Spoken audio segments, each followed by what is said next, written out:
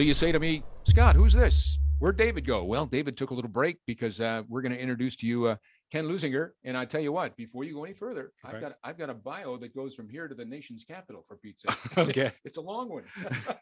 No, it's a good one. Hold on. This is Kenn Leuzinger.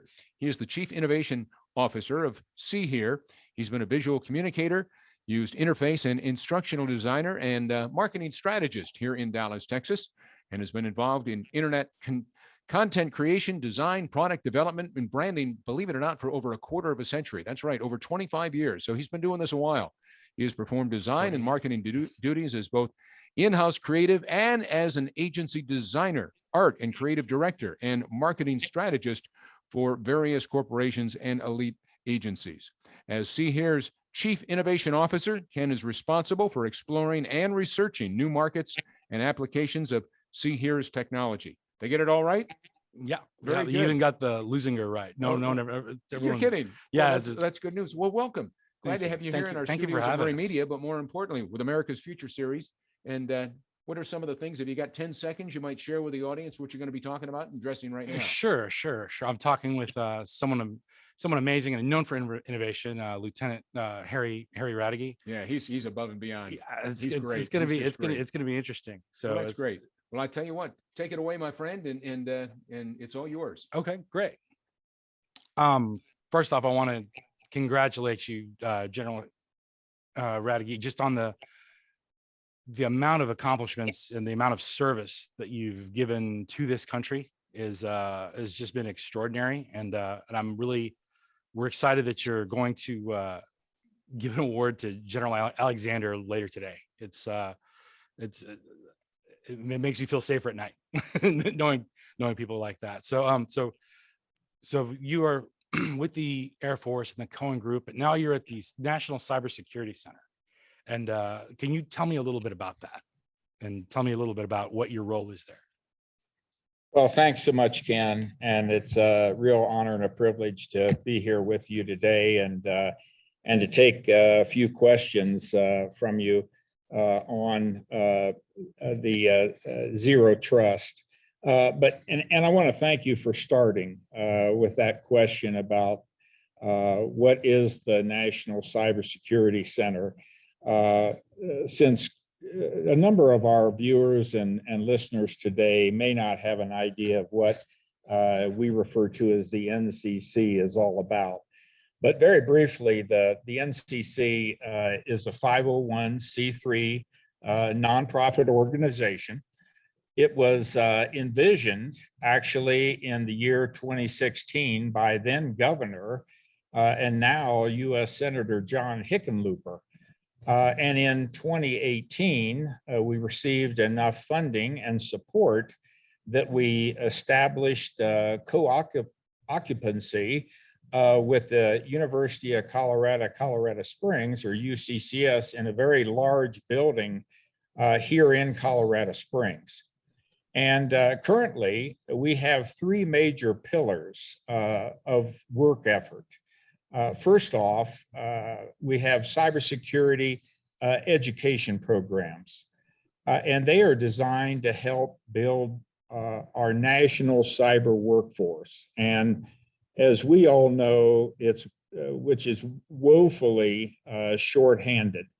And frankly, I remember talking about this at least 15 years ago about how short we are in cyber trained professionals.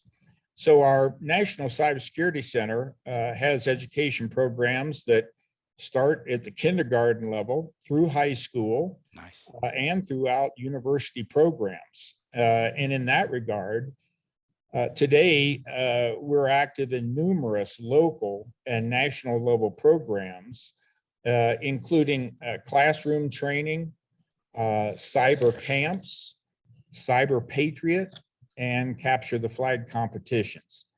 And we're extremely proud to have conducted our Cybersecurity for State Leaders program, where we actually educated and trained state legislators and their staffs on basic cyber hygiene, cyber policy, and the latest going on in cyber attacks. And during 2021 alone, we trained 1,337 state legislators across all 50 states with truly national level impact that we're very proud of. We also offer online cybersecurity training for executives, along with cybersecurity education and certification programs for adults trying to change the course of their lives or just remain cyber safe in a dangerous cyber environment today. Our second major area of involvement is our Cyber Resource Center.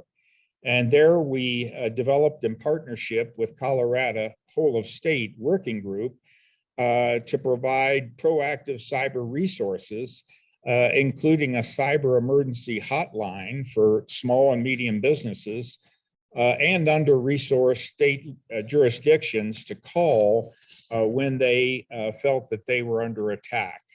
We're also currently exploring new ways of helping small and medium-sized businesses with cybersecurity certification status based on the requirements that are now being established by the Department of Defense and also being considered by other federal departments. And third, and finally, we have and operate the Space ISAC, or Information Sharing Analysis Center. Now that was established in 2020. So it's only been around for a relatively short period of time, but the Space ISAC is housed and operated within the National Cybersecurity Center. And we're very excited to have the Space ISAC Watch Center and its Cyber Vulnerability Lab opening within the next several months. And those are fabulous facilities that are currently under construction. And the Space ISAC will serve as the primary communications channel for passing timely and actionable information regarding threats and vulnerabilities to space assets. And this information will then be shared among the Space ISAC members across the globe. And currently, the Space ISAC has about 40 founding and general member companies. And we have numerous other companies currently in the pipeline wanting to join. And this Space ISAC also has numerous partnerships already in effect, including the American Institute of Aeronautics and Astronautics, the Cybersecurity Maturity Model Certification Accreditation Body, numerous US and international government partners, and the New York Metro InfraGard Members Alliance, where we are partnered to advance the mission of cybersecurity in space. And we're also currently in discussions with Department of Homeland Security, Cybersecurity and Infrastructure Security Agency, or CISA. We also think that our NCC is uniquely positioned for activities of collaboration and cooperation efforts involving both space and cyberspace, commonly referred to as the fourth and fifth operational domains, respectively, and dual use technology, as has been pointed out specifically by the last panel and by you, Ken, just moments ago. Dual use technology is used throughout public and private sectors of space and cyberspace already. And I'm also pleased that during the pandemic years, we built our NCC studio and used it often and very successfully for webinars and other online education and training events that have had national level impact. And to date, and considering the pandemic years, it's been the easiest way for us to establish our national level footprint. In fact, during 2021, we conducted over 150 online events throughout our NCC studio. Wow. Make sure to put See Here down as, now I could safely say, you could put See Here down as a company that's interested in going into your onboarding pipeline, because I'm like, oh, okay. Yeah, we should definitely be a part of that. We, as you know, we put out a survey when we started talking about you speaking about zero trust and how do you implement your zero trust. We put it on LinkedIn, and we're like, do you do it at the file level? Do you do it at how do you create a perimeter? And the thing that a lot of people came back with was, yeah, we don't actually know what that is. And so we're like, ooh, let's change the feel of this fireside chat a bit to get people more on board with zero trust. And this is, of course, not because, C here is the C here intelligent format file is a zero trust file. You break into the system, I'm in, like in all the movies, and oh, okay, now what do you do? Well, if they're chiefs, you can't really do anything. So that's so of course I'm like going, yeah, let's talk about zero trust. But let me ask what zero trust means to you and the National Cybersecurity Center. Sure. Thanks, Ken. Well, first, I think that most, if not all of us, realize that there's a lot of fraudulent actions, misinformation, disinformation, and other malicious cyber activity taking place on the internet today. Frankly, that's a given. And realizing this, the concept of adopting a zero trust mindset has now, I believe, become an imperative. And this is one of the hottest topics today, this of zero trust. And according to our National Cybersecurity Center, zero trust is a security model based on the assumption that a breach is inevitable or has even already occurred in any given network. And that means the networks that you and myself and others are operating today. And so we feel that zero trust is designed, number one, to verify and validate every single user attempting to access resources on a network. Two is to limit access only to specific resources to which each user has valid access. And three, to look for anomalous or malicious activity in real time. And so adopting zero trust is currently, we feel, the best way of protecting yourself, your business, and other interests from fraudulent actions, mis and disinformation, and other malicious cyber activity. And by the way, a single user name and password for gaining access to a network today no longer provides adequate protection. So simply stated, zero trust means don't trust and always verify. And they said amen. So why do you think there is so much confusion? Because I know there's like the NIST standard that came out, and so why is there so much confusion as to what zero trust actually means? Because I'm sure there's a lot of, you sounded a lot of flavors of cybersecurity. I heard, of course, us for file encryption, but then I heard like, oh, that sounds like an AI detection grid, or and so, but yeah, so let's I guess break it down as to why there's so much confusion as to what zero trust is. Yeah, thanks, Ken. Well, going back to what you mentioned earlier in your opening remarks, first, and according to that quick LinkedIn survey that America's Future series recently conducted for us in our little Fireside chat today, 63% of the respondents don't even know what zero trust is. And so that's quite revealing, but frankly, not surprising. Additionally, today's enterprise networks have become increasingly complex and dispersed, especially with the more recent trend where so many people today are now working from home and needing access to their organization's networks. And we see that as a continuing trend of more work from home. So in fact, collectively, the pandemic has helped create a treasure trove of extra opportunity for cyber bad actors out there today. So zero trust is an open-ended practice that's continually evolving and presents us with the realization that as threat actors become increasingly clever at foiling identity protections, we all need to continually search for ways to validate users and login machines in real time, while minimizing user impact of doing all the checking. And practically speaking, zero trust can only be implemented in stages where the expense of implementation needs to be balanced against the criticality of the system and or the data being protected. And many of the techniques to assess identity and permissions are quite technical and beyond the comprehension of many people. But that should not really get in the way of understanding basic principles.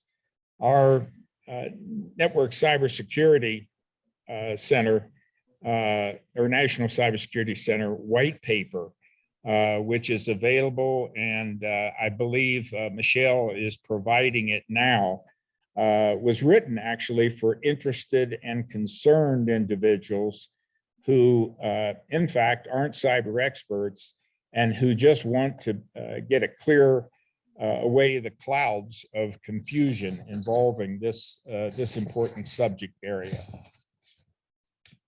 That makes sense. Because especially when the pandemic happened, we had a lot of workers, suddenly they're at home. And so a lot of IT directors, CTOs are like, all right, it got spun up really quickly and dare I say haphazardly.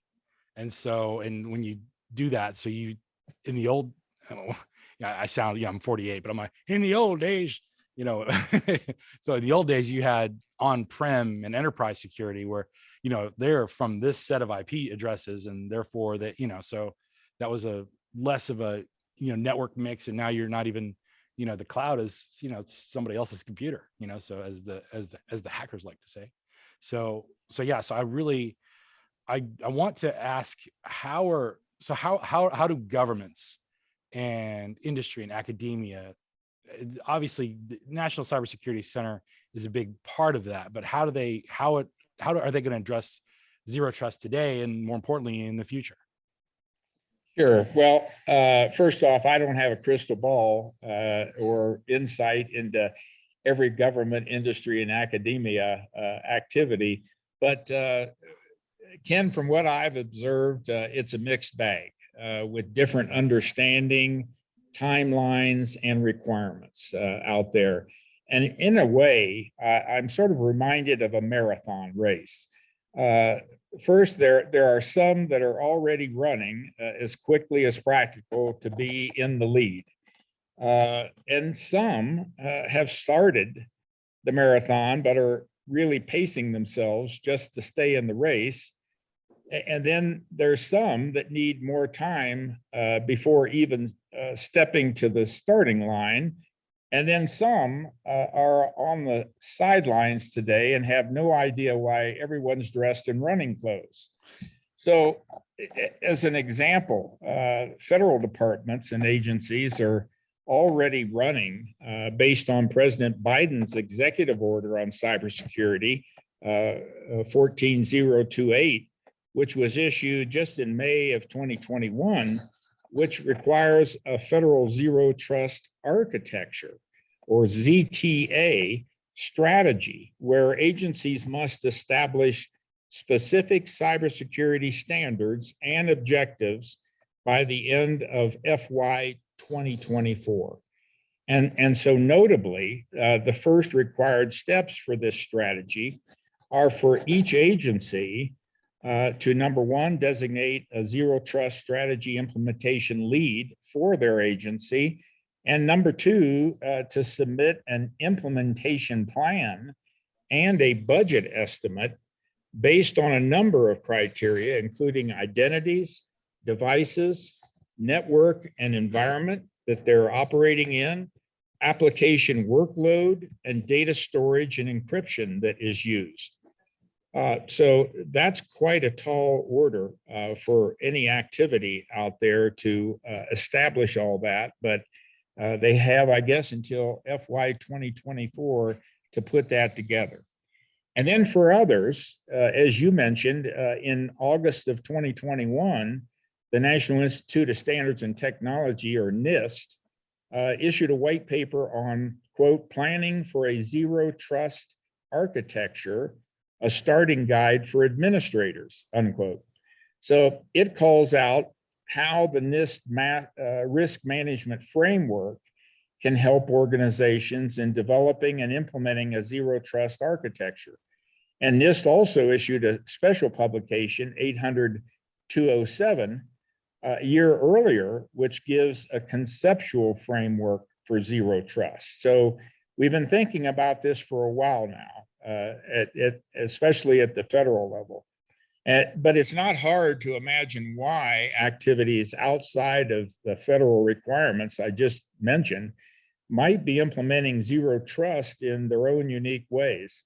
And foundationally, the concept of zero trust forces network designers to rethink almost everything they know about security network design. But as attacks get more sophisticated and network perimeters become more porous, one thing is for sure: the need for zero trust network will become more compelling, and zero trust demands revised thinking, since it moves security from the network, it eliminates the concept of a perimeter, and it places everything in the evolving realm of identity and application-based security. So for the NCC, and considering the highest level of implementation, a zero trust network performs three key functions. First, it logs and inspects all corporate network traffic. Two, it limits and controls access to the network. And three, it verifies and secures network resources. And practically speaking, then, a zero trust solution requires operational capabilities that first, never trust and always verify. In other words, every user, device, application, workload, and data flow must be treated as untrusted. Second, authenticate and explicitly authorize only the least network privileges required to each user and through dynamic security policies. Third, assume a breach where you can consciously operate and defend your resources, assuming that an adversary already has breached your environment. And fourth, verify explicitly. Access to all resources should be conducted in a consistent and secure manner using multiple attributes, both dynamic and static, in order to receive confidence levels related to decisions for granting access to the resources. And you should have technology to recognize normal versus abnormal behavior rather than just using a username and password. Today, multi-factor authentication is one of the most common ways to confirm the user's identity and increase security. So, some, but certainly not all, government, industry, and academia are addressing zero trust in this type of comprehensive manner today. However, many are guessing that the overall growth of zero trust networks will likely be quite slow, mostly based on the immense complexity and the massive culture shift in thinking that's required. These are the ones who are pacing themselves and taking their time in facing this marathon of zero trust that we're involved with today. And in some case limping because they didn't adequately train, or their footwear is incorrect, or they're wearing a suit on accident, right? Correct. So this has been, we only have just a couple minutes left. I'm really grateful to be sitting here talking to you, because Joe I won the coin toss. So, but we just really appreciate you and your service. How did somebody get in contact with the National Cybersecurity Center? Because you guys are kind of the zero trust. I hate to call it because I hate this word. I hate saying paradigm, but it's really a different perspective, a different way of looking at non-perimeter based internet and cybersecurity. So how would so let's say you have an industry and you're like, okay, so I want to start implementing zero trust, and at least I want my people to know more about it. Would they go to the National Cybersecurity Center, or and then kind of start a process, or is there once again, we're going to try to come on as someone that's going to try to learn more, B, as a possible channel partner for you guys to kind of go, hey, we can implement it this way, and then C, as somebody that just as people that just want to learn more. So how would you go through that process at the National Cybersecurity Center? Sure. Well, contact us at the National Cybersecurity Center. And as I mentioned earlier, the various activities that we have are in those three buckets: the educational pieces, also our Cyber Resource Center, which we can direct you to the proper areas for involvement, or even in the space world that everyone is so much involved with today. The Space ISAC, in collaboration with the National Cybersecurity Center, can put you into the right areas for answering the questions that you might have. And there's a lot of public and private areas that are implementing zero trust differently today, and there's lots of different areas, and that's what adds to the complexity of moving toward a zero trust architecture and a network that will serve you well going into the future.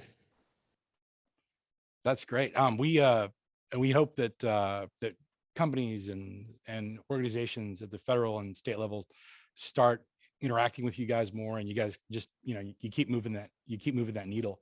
I, as a here employee, I don't want to I do want to talk about us for just a second, so I don't like go to my office and my stuff is boxed up. We're dual use technology. We offer DRM controls. We actually secure the different pieces of your file. So let's say you have different pieces of media, from text to audio to video. We can help secure each independently and with their own keys. So in a way, that's it. I like to say it's the ultimate zero trust device, but I am biased. So, but thank you again. Thank you again for all your service and all your you're an icon of innovation, and I want to thank you for this time together. Thanks, Ken. I really appreciate you leading this fireside chat today.